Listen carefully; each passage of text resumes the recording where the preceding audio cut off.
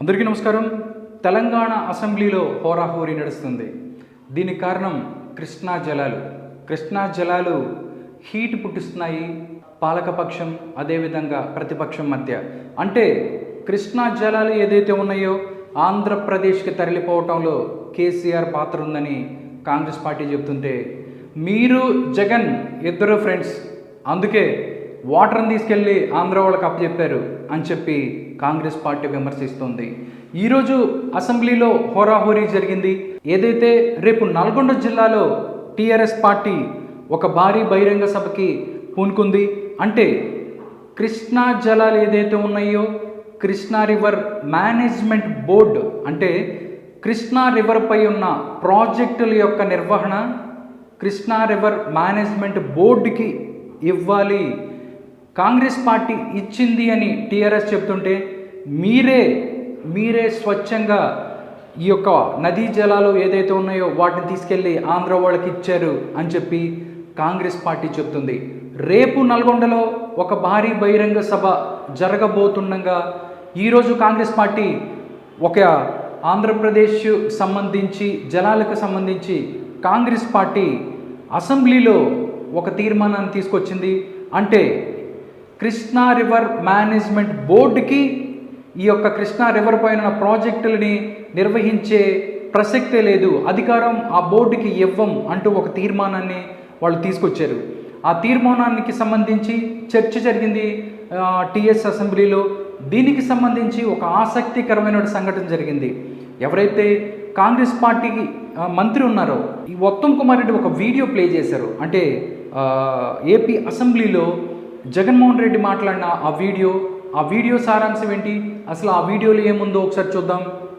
ఈ శాసనసభలో ఉన్న స్పీకర్ సార్, ఈ శాసనసభలో ఉన్న గౌరవ సభ్యులందరికీ రాజకీయాలకు అతీతంగా నేను ఆ రెజల్యూషన్లో అప్పీల్ చేస్తున్నా.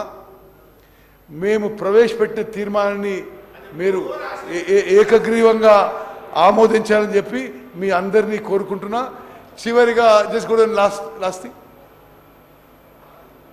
సరే ఎనీవే ఓకే, ఇది అయిపోయింది. 1 minute resolution I read. Okay, next thing, next ఇప్పుడు జగన్మోహన్ రెడ్డి గారు మాట్లాడతారు, చూద్దాం ఏం చెప్పారు ఆయన.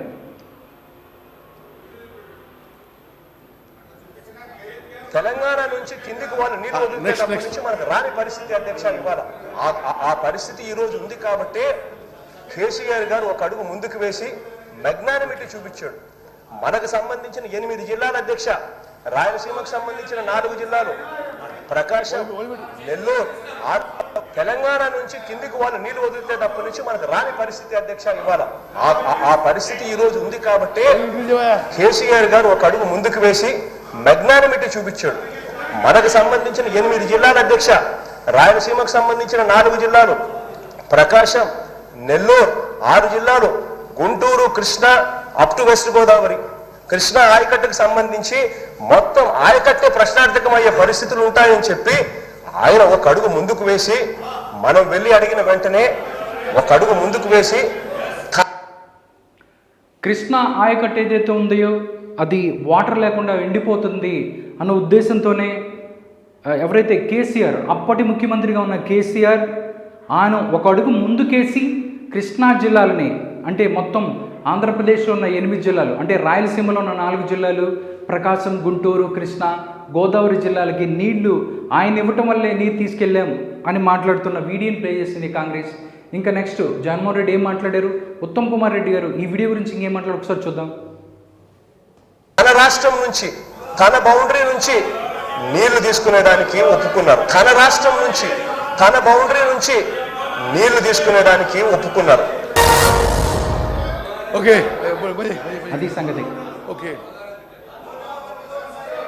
తెలంగాణ శాసనసభ గౌరవ సభ్యులందరికీ నేను మనవి చేసేదంటే, ఆ వీడియోలో ఆంధ్రప్రదేశ్ ముఖ్యమంత్రి గౌరవ జగన్మోహన్ రెడ్డి గారు తెలంగాణ ముఖ్యమంత్రి, ఆనాటి ముఖ్యమంత్రి కేసీఆర్ గారికి ధన్యవాదాలు చెప్తున్నాడు. వాళ్ళ ఏరియా నుంచి, వాళ్ళ బౌండరీ నుంచి వాళ్ళ నీళ్ళు మనకిస్తుండు. కేసీఆర్ గారికి ధన్యవాదాలు చెప్తున్నారు. ఏం సార్ మీరు ఇది? స్పీకర్ సార్, ఇంత జగన్మోహన్ రెడ్డి గారు వాళ్ళ శాసనసభలో తెలంగాణ ముఖ్యమంత్రి కేసీఆర్ వాళ్ళకి పోవాల్సిన నీళ్లు మనకిస్తున్న విషయం మేము ఆన్ రికార్డ్ వీడియో చూపెట్టినాం.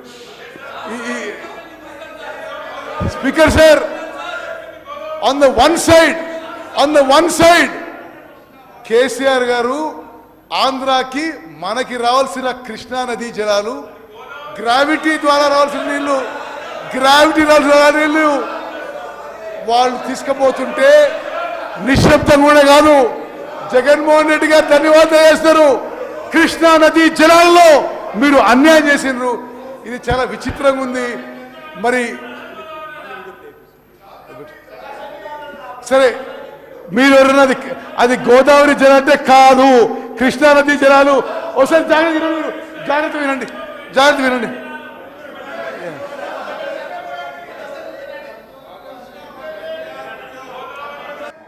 కేసీఆర్ గారు అడుగు ముందుకేసి మెగ్నానిమస్ గా తెలంగాణ నీళ్లు మనకిస్తుండు అని ధన్యవాదాలు చెప్తున్నాడు.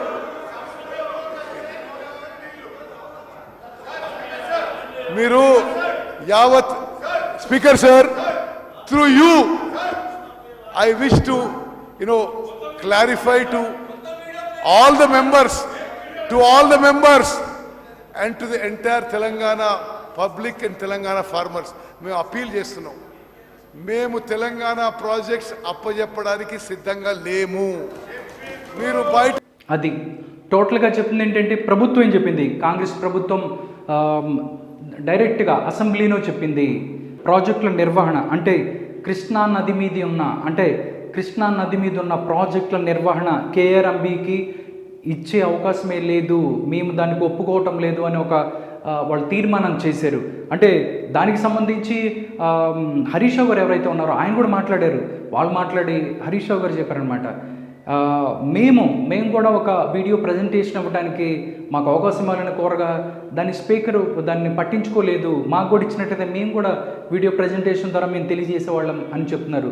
దాంతోపాటు హరీష్ రావు గారు చెప్పింది ఏంటంటే, రేపు నల్గొండలో జరుగుతున్న సభ ఏదైతే ఉందో ఈ సభకు సంబంధించి ఇక్కడ ప్రజల ముందు వాస్తవాలు పెడతాం కాబట్టే ముందుగానే ప్రభుత్వం తమ తప్పులు సరిదిద్దుకొని దీనికి సంబంధించి కృష్ణా జలాలకు సంబంధించి కృష్ణా నదిపై ఉన్న ప్రాజెక్టుల నిర్వహణ కేఆర్ఎంబీకి అప్పగించటం లేదు అని తీర్మానం చేసింది.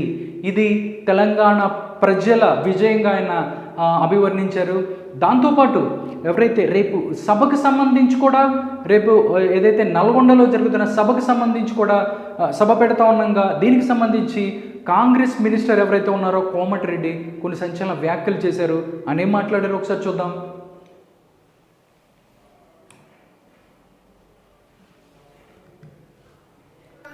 ఎక్కడ కూడా బొటాబొటి డిపాయిడ్ తెచ్చినాక 11 సీట్లల్లో ప్రజలు చెప్పుతో కొట్టినట్టు ఒక్కొక్క ఎమ్మెల్యే 60-70 వేలతో గెలిచినంటే నల్గొండ జిల్లాని మోసం చేసిండు. ఇప్పుడు స్పీకర్ సార్, ఏదైతే నల్గొండలో భారీ బహిరంగ సభకు కేసీఆర్ అధ్యక్షతన ఒక సభ జరపబోతుంది అని తెలిసిన తర్వాత కోమటిరెడ్డి వెంకటరెడ్డి ఏదైతే ఉన్నారో ఆయన మాట్లాడుతూ, మొన్న జరిగిన ఎన్నికల్లో ప్రజలు చెప్పుతో కొట్టినట్టు కేసీఆర్కి బుద్ధి చెప్పారు, మళ్ళీ ఆయన నల్గొండకు వస్తున్నారు, నల్గొండకు వచ్చే ముందు ఆయన క్షమాపణలు కోరి రావాలన్నట్టు ఆయన మాట్లాడారు.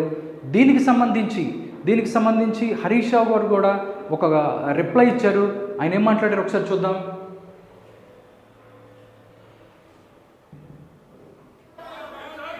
కోమటిరెడ్డి వెంకటరెడ్డి గారు మాట్లాడినటువంటి వ్యాఖ్యలు ఆయన విత్డ్రా చేసుకోవాలి, బేషరతుగా క్షమాపణ చెప్పాలి, లేదంటే మీరైనా దాన్ని సభ యొక్క రికార్డుల నుంచి తొలగించాలి.